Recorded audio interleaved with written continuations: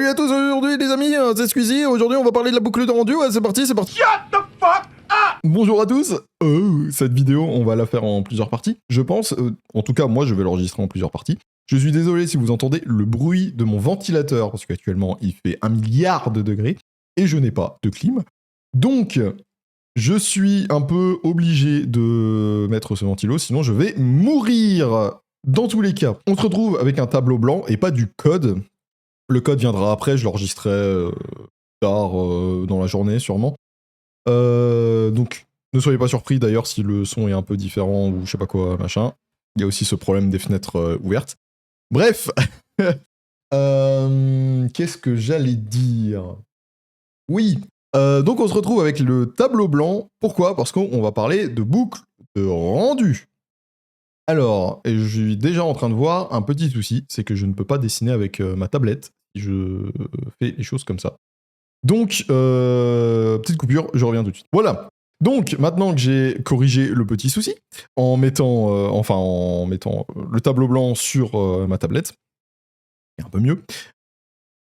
Qu'est-ce que j'allais dire? Oui, on va parler de boucle de rendu. La boucle de rendu, pourquoi est-ce qu'on va parler de la boucle de rendu? Bah, tout simplement parce qu'on va compléter notre structure de frame. Et donc, sans cette petite explication, ça va être... Enfin, du moins, c'est plus facile à expliquer avec un tableau blanc que de l'expliquer comme ça en live en faisant le code. Voilà. On commence à rentrer un petit peu dans le dur du sujet. Donc, sans plus attendre, commençons. Alors, notre boucle de rendu, comment ça va se passer? Bon, déjà, pour commencer, il faut comprendre qu'il y a deux choses. Voilà. Donc, pour commencer, il faut comprendre qu'il va y avoir... Enfin, il faut comprendre qu'il y a en fait deux ordinateurs qui travaillent pour notre rendu. Et ça, je l'avais déjà évoqué dans les vidéos précédentes. Nous avons d'abord le CPU. Je ne sais pas écrire. Et nous avons le GPU. Magnifique. Donc, comme je l'avais déjà évoqué, le GPU, en fait, c'est un peu un ordinateur en lui-même. Il a sa propre puce de calcul, donc son propre CPU, entre guillemets. C'est juste que c'est un ordinateur qui est spécialisé dans des calculs avec... Enfin, c'est spécialisé dans le multithreading, on va dire comme ça. Chaque cœur d'un GPU est moins puissant qu'un CPU, même si aujourd'hui, c'est de moins en moins vrai. Mais les instructions, les opérations qui sont effectuées sur un GPU sont quand même plutôt spécialisées. C'est pour ça qu'on n'a pas encore d'ordinateur qui tourne entièrement sur GPU, même si ça pourrait changer à l'avenir. Ce qui serait d'ailleurs assez incroyable, et c'est potentiellement une des prochaines innovations qui pourra arriver. En tout cas pour certaines applications bien spécifiques. Parce que, effectivement, un GPU, ça consomme énormément d'énergie, et même probablement la plus grosse dépense énergétique, enfin le composant qui tire le plus en énergie dans un ordinateur, ce qui n'est pas forcément voulu. Hein, par exemple, avec les puces M de chez Apple, on se dirige plutôt vers une architecture ARM où on essaye justement d'avoir beaucoup plus d'efficience en termes d'énergie que ce qu'un GPU pourrait proposer. Enfin bref, là c'est autre chose, c'est de la spéculation, ça pourrait faire l'objet d'une vidéo à part entière d'ailleurs, parce que c'est très intéressant. Toutes les différentes architectures qui sont en train de se développer et la recherche qui est faite derrière. Mais ce n'est pas notre sujet de cette vidéo, n'est-ce pas? Nous avons donc le CPU et le GPU. Et le GPU, bah, c'est un peu aussi un CPU. Ce qui signifie que les deux travaillent indépendamment. Donc c'est comme si vous aviez deux cœurs différents sur un même GPU. C'est-à-dire qu'ils exécutent des tâches sans vraiment se préoccuper de ce que l'autre fait. Mais nous, on a un souci, c'est que notre frame, on la prépare sur le GPU, et ensuite, on l'envoie sur le GPU. N'est-ce pas? Donc, ça signifie que il faut synchroniser les deux. Parce que si on veut envoyer quelque chose au GPU pour que le GPU l'exécute, il faut qu'à un moment, les deux se mettent d'accord pour communiquer et se synchroniser. C'est pour ça qu'on va utiliser des structures de synchronisation qui existent d'ailleurs que sur CPU également. C'est pas spécifique à Vulkan. On appelle des barrières. Une barrière, en fait, donc je vais faire un petit dessin. D'ailleurs, je vais faire un dessin ailleurs pour pas trop polluer cette partie-là du tableau qu'on va réutiliser. Donc, une barrière, en fait, on va avoir une tâche... Qu'est-ce qu'il me fait? Ah oui, non, c'est ça. Voilà. On va avoir une tâche 1, on va avoir la tâche 2, tâche 3 et tâche 4. La barrière, en fait, ça va être un espèce de signal, entre guillemets, qui va être mis, où vous allez avoir, donc admettons, on a notre barrière ici, voilà, où en fait, on va juste dire, bah écoute, tant que... Tant que 1 et 2 ne sont pas terminés, tu ne démarres pas 3. C'est ça une barrière. Donc ça veut dire que, bah, admettons, on utilise juste un CPU pour exécuter un programme. Le CPU va envoyer la tâche 1 sur un de ses threads, la tâche 2 sur un autre thread, ils vont s'exécuter en parallèle, et une fois que les deux ont terminé, donc c'est-à-dire que par exemple la tâche 1 peut terminer avant la tâche 2, qui va se terminer ici. Et c'est une fois que les deux seront terminés, la tâche 3, elle va commencer. Une barrière, c'est ça. Donc on va revenir ici. Voilà. Dans Vulkan, donc on va avoir ce qu'on appelle les VK fence. Fence, barrière en français. Les VK fence donc vont nous servir à ça, à synchroniser le CPU et le GPU. Pourquoi? Parce qu'on veut s'assurer lors du dessin, donc je vais faire hop, ma pile d'exécution GPU, où là on va dessiner l'image A, ici on dessine l'image B, et là on dessine l'image A. On redessine l'image A avec les nouvelles instructions. Le truc, c'est que l'image A, en fait, elle va utiliser les mêmes ressources que l'image A ici. Et on ne veut pas que ces ressources soient réutilisées alors qu'il y a quelque chose qui est déjà en cours. Donc, ce qu'on va faire, donc par exemple, les VK command buffer sont des buffers qui contiennent toutes les commandes qui sont à exécuter par le GPU. On ne voudrait pas que le CPU vienne réécrire par-dessus le command buffer qui est en cours d'utilisation par le GPU. Il y aurait de la perte de données et vous comprenez que c'est un problème si on réécrit par-dessus quelque chose qui est en cours d'utilisation. Voilà. Donc on va utiliser une barrière pour que le GPU puisse dire au CPU, c'est bon, j'ai terminé, cette ressource est libre, tu peux la réutiliser. Donc ça c'est une première chose, où tu peux la réutiliser, tu peux aussi la supprimer, la détruire. Voilà, donc il y a les VK command buffer, il y a les uniformes buffer, il y a, enfin bref, tout un tas de trucs qui vont être synchronisés entre le CPU et le GPU. Donc tout ce qu'il y a à retenir, c'est que la barrière, les VK fence, sont utilisés pour transmettre, pour synchroniser le CPU et le GPU entre eux. Voilà. Donc ça, c'est une première chose. La deuxième structure de synchronisation qu'on va utiliser, ça va être une structure de synchronisation GPU-GPU. Le GPU, comme vous l'aurez compris, je l'ai répété à un nombre de fois assez élevé, je pense, surtout quand on a fait les fils d'exécution, c'est qu'un GPU, ça peut exécuter des instructions en parallèle. Bien pratique, mais ce qui est aussi très embêtant, quand certaines instructions, on veut qu'elles se suivent, parce qu'elles dépendent du résultat de l'autre. Le truc, c'est que le GPU, lui, il n'est pas obligé de les soumettre dans l'ordre. Encore une fois, les deux ne sont pas synchronisés. Donc, si le GPU soumet tâche 2, et ensuite il soumet tâche 1, dépend l'une de l'autre, mais qu'on veut que les deux s'ordonnent dans le bon sens, c'est-à-dire que la tâche 1 est exécutée avant la tâche 2, on va utiliser ce qu'on appelle des sémaphores. Les sémaphores, c'est des signaux qui permettent de synchroniser deux tâches. Donc, en fait, une sémaphore, ça fonctionne de manière très simple. C'est juste une variable, en gros. Hop, var, je sais pas, on va dire i, qui va être définie à 0. Et la tâche 2, en fait, donc on admet que ça, c'est notre programme. Tout au début, il va y avoir un wait. Et en fait, ça va regarder si la variable i est égale à 1 ou pas. Si c'est pas égal à 1, eh ben on attend. Et ça, c'est le reste des instructions. Donc ça, c'est notre tâche 2. La tâche 1, à la fin de son exécution, va y avoir un signal sémaphore qui va être lancé. Cette fonction va transformer, enfin, assigner plutôt, assigner à la variable i la valeur 1. Alors, il faut savoir que les sémaphores, c'est pas nécessairement des 0 ou des 1. Enfin, je crois. Il y a plusieurs types de sémaphores, mais pour nous, c'est pas très important, on va pas se préoccuper de ça, mais juste à savoir, si jamais vous recroisez le terme sémaphore ailleurs, pour autre chose que du Vulkan, pour des programmes multithreadés sur CPU, etc., sachez que tout ce que là je suis en train de vous expliquer, les sémaphores, les barrières, machin, ce sont des choses qui existent en programmation de manière générale, ce sont des mécanismes de synchronisation tout court. Donc là, ce que j'explique, c'est vraiment spécifique, enfin spécifique. Je l'oriente pour Vulkan. Bref, donc on met à 1, et du coup, ici, on va vérifier, ah bah c'est bon, c'est égal à 1. On peut lancer, ce qui permet de synchroniser deux tâches qui s'exécuteraient sur des threads différents, et qui auraient été soumis dans le désordre. Ça va nous être utile, notamment pour... Alors, je vais juste effacer tout ça. Voilà.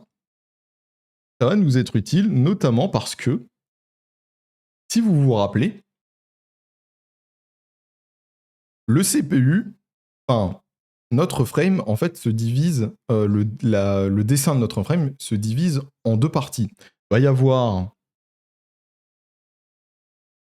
l'acquisition de l'image, enfin, deux parties, trois parties plutôt, on va dire. Il va y avoir l'acquisition de l'image, il va y avoir l'exécution des commandes pour dessiner l'image, et il va y avoir la présentation de l'image. Ces trois choses doivent être synchronisées dans un ordre spécifique. Quand au GPU, on va dire « nous voulons acquérir une image », on va lui dire « on veut que cette acquisition signale, une fois que l'image est prête à être envoyée pour être dessinée dessus, pour être préparée par le GPU. Ce qu'on va faire, c'est qu'on va avoir une sémaphore, que je vais appeler S1, qui va être signalée. Et donc, ici, le GPU va attendre que S1 soit signalé pour pouvoir commencer à dessiner dessus. Ça évite que si cette image est encore en cours de présentation, donc c'est pour ça qu'en vrai, il y a plutôt deux étapes. Donc là, on va dire que c'est la présentation. Tac.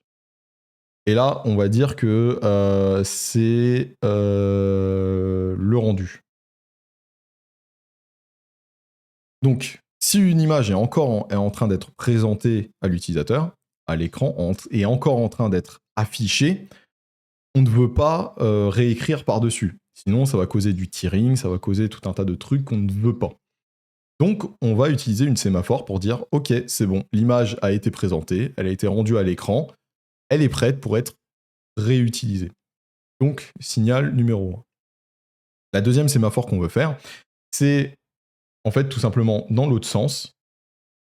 C'est pour ça que j'ai mis en 3 étapes, parce qu'en vrai, il y a 3 étapes, mais c'est... Enfin, vous comprenez Enfin, j'espère que vous comprenez ce que je suis en train de raconter, parce que non, voilà, pas ouf. De toute façon, dites-le moi en commentaire si c'était pas clair, je réexpliquerai, il n'y a pas de souci.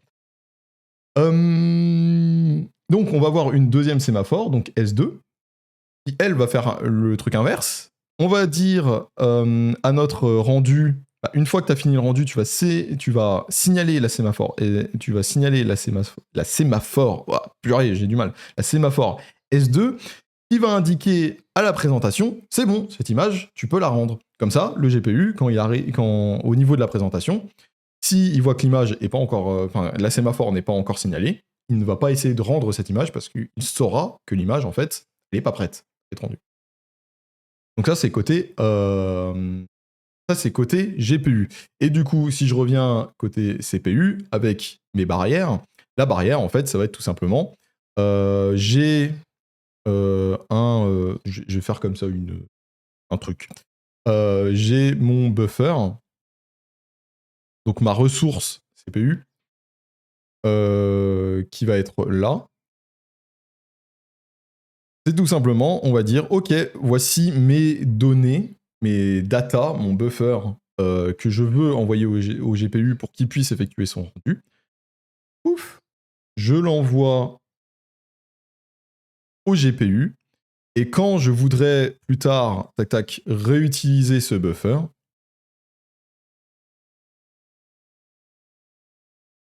le GPU pourra signaler via la barrière que c'est bon. Donc on va dire barrière 1, c'est bon. On a fini le rendu. Notre buffer, enfin on a fini, non c'est pas le rendu. On a fini la présentation. C'est la présentation ou c'est le rendu? Je sais plus, il faudrait que je vérifie. Mais il me semble que c'est le rendu. On a fini le rendu, le buffer 1 est prêt à être réutilisé, et donc le CPU va pouvoir recalculer les données à l'intérieur, donc recalculer la position, recalculer le terrain, recalculer X, Y, machin. Voilà, il y a plein de trucs qu'on peut calculer sur le CPU qui sera envoyé au GPU. Et ensuite le resoumettre pour une nouvelle image, etc., etc., etc. Grosso modo, c'est comme ça que va fonctionner la boucle de rendu. De toute façon, l'ordre d'exécution des choses sera plus clair quand on va faire le code. Là, c'était juste pour vous expliquer le principe les mécanismes qu'on allait utiliser et surtout les outils qu'on allait utiliser, c'est-à-dire les sémaphores et les barrières. Et je vous invite grandement à aller explorer le sujet parce que c'est particulièrement intéressant. Donc on se retrouve pour vous tout de suite après, pour moi probablement dans quelques heures, pour écrire le code de tout ça, parce que vous l'aurez compris, du coup, la sémaphore de rendu et la sémaphore de swap chain, on va dire, la sémaphore de présentation, qui va dire que l'image, c'est bon, a été rendue, elle est prête à être... Enfin, elle a été présentée, elle est prête à être re-rendue. Ces deux-là, on va en avoir une par image. Et donc, on va l'intégrer directement à notre structure frame qu'on a créée précédemment avec un VK command buffer. C'est-à-dire qu'on aura pour chaque frame, donc si je refais vite fait un schéma, donc on va avoir 2 frames, ou 3, ça dépend. Donc ça c'est notre frame 1 et frame 2. Pour chaque frame, on va avoir un command buffer. On va avoir donc un command buffer et le command pool duquel il est issu. On va avoir une barrière. Donc je vais écrire fence parce que c'est un VK fence. On va avoir 2 sémaphores. Une sémaphore pour dire c'est bon, l'image a été présentée, elle est prête à être rendue, et une autre sémaphore pour dire c'est bon, l'image a été rendue, elle peut être présentée. Grosso modo, voilà. Et donc chaque frame va avoir indépendamment chaque élément, ce qui va nous permettre de pouvoir exécuter ça et ça en parallèle et de manière asynchrone. Donc si par exemple, si ça c'est bloqué, on peut toujours le faire sur la frame 2. Et si la frame 1 est bloquée, on peut le faire sur la frame 2. Bref, les deux peuvent fonctionner indépendamment, et ça c'est génial. Voilà.